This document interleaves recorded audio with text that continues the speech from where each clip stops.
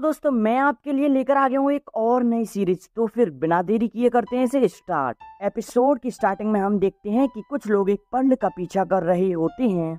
तभी उनमें से एक व्यक्ति उस पर्ल को ले लेता है और यह देखकर बाकी सभी लोग उस पर अटैक कर देते हैं। हम देखते हैं कि वह व्यक्ति भी अत्यधिक शक्तिशाली होता है जो कि उन सभी का सामना कर रहा होता है। इस व्यक्ति का नाम सीतुनान होता है। यह कहता है कि अगर तुम्हें यह पर्ल चाहिए तो फिर तुम सभी को पहले मुझे हराना होगा। यह सुनकर वह तीनों लोग मिलकर अपनी स्पिरिट को समन कर लेते हैं और अब वह तीनों एक साथ सीतुनान पर अटैक कर देते हैं। इससे सीतुनान को काफी ज्यादा गंभीर चोट आती है और वह काफी ज्यादा इंजर्ड हो जाता है। वह तीनों लोग कहते हैं कि तुम इस पर्ल को हमें सौंप दो, हम तुम्हें जाने देंगे। इस पर सीतुनान अपनी स्पिरिट बर्ड को निकालते हुए कहता है कि अगर तुम में हिम्मत है तो इसे लेकर दिखाओ। इससे वह उन तीनों पर अटैक कर देता है, परंतु तभी उनमें से एक लेडी अपने पॉइजन स्नेक से उस बर्ड पर अटैक कर देती है और तभी दूसरा व्यक्ति अपनी टाइगर स्पिरिट से भी उस पर अटैक कर देता है। वह दोनों स्पिरिट बीस्ट मिलकर उसकी स्पिरिट को डिस्ट्रॉय करने लगते हैं। इससे सीतुनान इंजर्ड होने लगता है और अब वह तीनों मिलकर एक साथ अपनी गोल्डन थंडर से उस पर अटैक कर देते हैं, परंतु सीतुनान वहाँ हंसते हुए अब उस पर्ल का उपयोग करता है, इससे कि वहाँ के सभी पत्थर टूटने लगते हैं।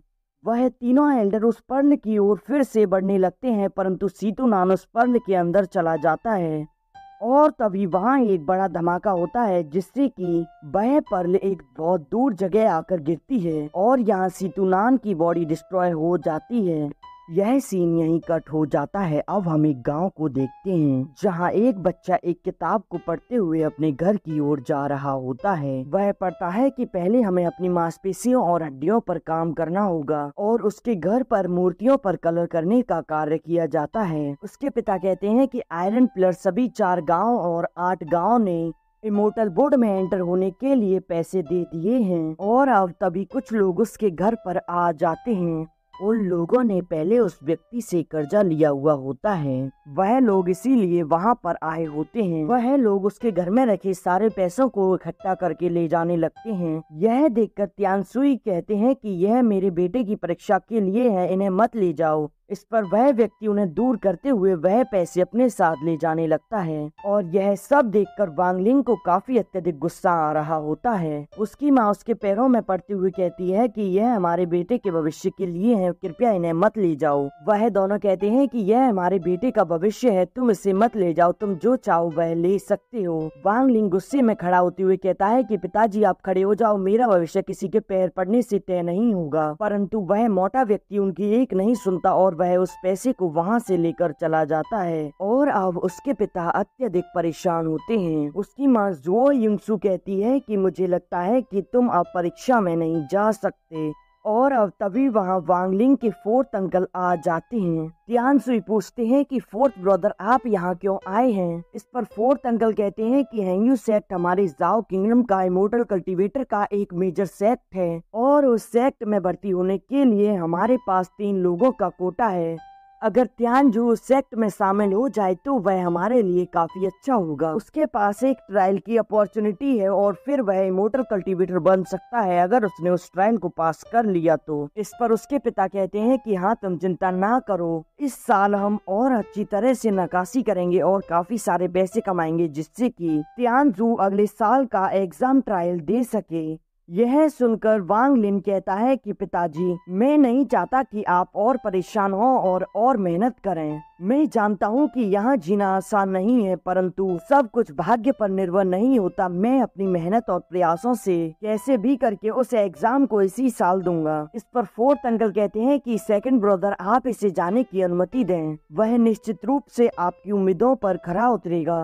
वांगलिन कहता है कि मैंने कठिन रास्ता चुना है तो फिर मैं कठिन मेहनत करूंगा और मैं अपना सर्वश्रेष्ठ प्रयास करूंगा। अब वह तीनों एक साथ जा रहे होते हैं। उसके पिता कहते हैं कि मैंने नहीं सोचा था कि मैं उस मेंशन में वापस जाऊंगा, क्योंकि पहले मुझे उस मेंशन से भगा दिया गया था। और अब वह तीनों लोग अपने परिवार के मेंशन में आ जाते हैं। वहाँ खड़े लोग आपस में बातें करने लगते हैं कि यह पहले बचपन में बहुत होशियार था और तभी एक व्यक्ति वांगलिंग को देखकर कहता है कि वांगलिंग ब्रदर आप यहाँ, और अब वह वांगलिंग से मिलता है। अब वहाँ खड़ा एक व्यक्ति कहता है कि हैंग्यू सेक्ट में जाने के लिए वांग परिवार को 3 स्थान मिले हैं। और अब तभी वहाँ एक व्यक्ति उड़ते हुए आता है। वहाँ खड़े लोग उसे देखकर कहते हैं कि इमोर्टल आ गया। और अब वहाँ वांग परिवार के खड़े तीनों डिसाइपल उसे प्रणाम करते हैं। हैंग यू कहता है कि तुम्हारा नाम वांग जाओ है, तुम सच में प्रतिभाशाली दिखते हो, इसीलिए दाओशू तुम्हारा पक्ष लेते थे। वांग जाओ कहता है कि आपकी प्रशंसा के लिए आपका बहुत बहुत धन्यवाद। लिन कहता है कि मैं वांग लिन, और हाओ कहता है कि मैं वांग हाओ। अब हैंग यू उन तीनों के लिए अपने अपने शॉर्ट क्लोन बनाता है और कहता है कि चलो मेरे साथ आओ। अब तभी वांग लिंग उससे कहता है कि कृपया मुझे अपने माता पिता से अनुमति लेने दें। इस पर वह कहता है कि ठीक है।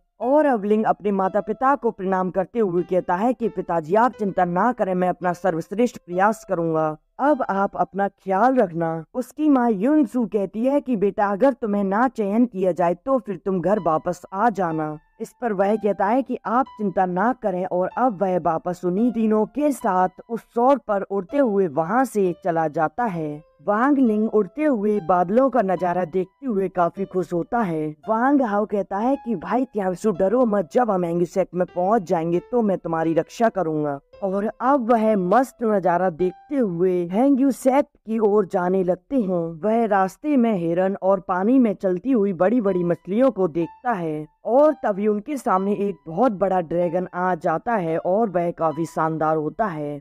उसे देखकर वांगलिंग कहता है कि यह तो फेरी माउंटेन है। और अब वह सभी लोग हैंग्यू सेक्ट के अंदर एंटर हो जाते हैं और अब वह एक जगह आ जाते हैं। वांग हाओ कहता है कि यहाँ इतना घना कोहरा क्यों है। वांगलिंग कहता है कि यह निश्चित रूप से इमोर्टल रियल्म होगा। तभी वांग जुओ उन्हें बताता है कि इसे विंड गाओ क्लाउड टेकिंग फॉर्मेशन कहा जाता है। और अब तभी वहाँ हैंग्यू सेक्ट के 3 एल्डर आते हैं, और वहाँ अलग अलग जगह से आए काफी सारे बच्चे होते हैं। और तभी वहाँ खड़े हैंग्यू सेक्ट के वह डिसाइपल्स और बाकी लोग जो आए होते हैं वह सभी उन एल्डर्स को प्रणाम करते हैं। हैंग्यू सेक्ट के हेड हुआ लोंग कहते हैं कि हैंग्यू सेक्ट में डिसाइपल्स का सेलेक्ट होना काफी कठिन है। यहाँ बहुत लोग अनक्वालिफाइड होंगे और बहुत लोग क्वालिफाई होंगे। हमारे हैंग्यू सेक्ट का उद्देश्य है कि इमोर्टल की कल्टीवेशन कराना है, यह हमारा महत्वपूर्ण और प्रथम स्पिरिचुअल रूट टेस्ट है। और अब 2 एल्डर आगे आकर सभी बच्चों को एक एक करके टेस्ट करने लगते हैं। वह पहले बच्चे को टेस्ट करके कहते हैं कि यह अनक्वालिफाइड है। धीरे धीरे करके काफी सारे बच्चे अनक्वालिफाइड हो जाते हैं। अब वांग जाओ की बारी आती है। वहाँ खड़े एल्डर कहते हैं कि क्या तुम वांग जाओ हो जिसका उल्लेख जूनियर ब्रदर दाओशू ने किया था। निसंदेह तुम्हारी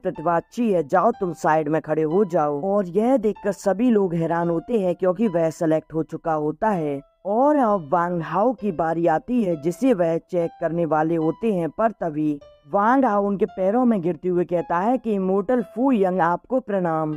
और अब वह उन्हें मक्खन लगाते हुए अपना टेस्ट क्वालिफाई करने के लिए कहता है। अब वह उसका टेस्ट लेते हैं। वह कहते हैं कि तुम्हारी योग्यता स्मार्ट है। तभी वांग हाओ उन्हें 300 साल पुराना लिक्विडम देते हुए कहता है कि यह मेरे पिता को गलती से मिला था और इसे वह खास तौर पर घर पर ले आए थे। वह एल्डर कहते हैं कि मुझे ऐसे ही बच्चे की जरूरत है जो मुझे कुछ अच्छा दे सके। वह कहते हैं कि तुम बहुत स्मार्ट हो, और अब वह उसे दूसरी तरफ रख देते हैं। वह कहते हैं कि तुम क्वालिफाई हो गए। और अब दूसरे एल्डर वांगलिंग को टेस्ट करते हैं और अब वह भी अनक्वालिफाइड हो जाता है। वांगलिंग उदास होते हुए उस कर्ज के बारे में सोच रहा होता है कि अगर मेरे माता पिता ने वह कर्ज नहीं चुका पाया तो वह मोटा व्यक्ति फिर से उन्हें परेशान करेगा, और यह मेरा कैसा भविष्य है कि मैं अपने माता पिता को भी एक अच्छी जिंदगी ना दे पाऊं। और अब हुआ लोंग कहते हैं कि पहला टेस्ट समाप्त हो गया है। यह सुनकर वांगलिंग कहता है कि तो फिर दूसरा टेस्ट भी होगा और जरूरी नहीं कि मैं उसमें पास ना हो सकूं। हुआ लोंग कहते हैं कि इमोर्टल रूट की कल्टीवेशन करना निसंदेह महत्वपूर्ण है, लेकिन आप क्वालिफाइड नहीं है। इसीलिए अगर आप में दृढ़ता और अच्छे भाग्य वाले व्यक्ति हो तो फिर तुम पंजीकृत शिष्य बन सकते हो। वह कहते हैं कि अगर तुम हैंग्यू सेक्ट में प्रवेश करना चाहते हो तो तुम्हें वहाँ तक पहुँचना होगा।